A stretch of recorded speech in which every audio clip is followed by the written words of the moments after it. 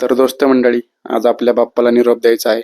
तर आमच्या गावाकडे आमच्या बाप्पाला निरोप कसा देतात, मिरवणूक वगैरे काढून पारंपरिक ढोल ताशांच्या खेळाने, ते तुम्हाला मी आज दाखवतो. किती जरी मोठमोठे डॉल्बी साऊंड वगैरे आले तरी पारंपरिक ढोल ताशांच्या खेळाला कधीच तोड नाही देऊ शकत. तर आमच्या इकडे पहिला नाद बारक्या मुलांना तर ढोल आणि ताशांचाच लागतो. तर दोस्तांनो, असे आमच्याकडे मिरवणूक असते आमच्या बाप्पाची थाटामाटामध्ये.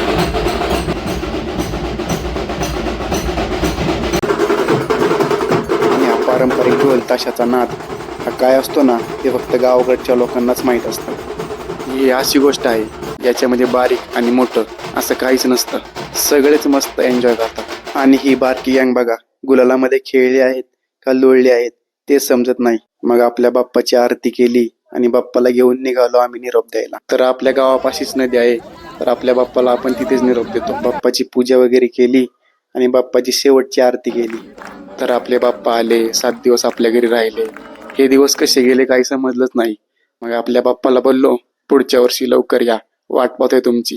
तर दोस्तांनो, भेटू उद्याच्या व्हिडिओमध्ये.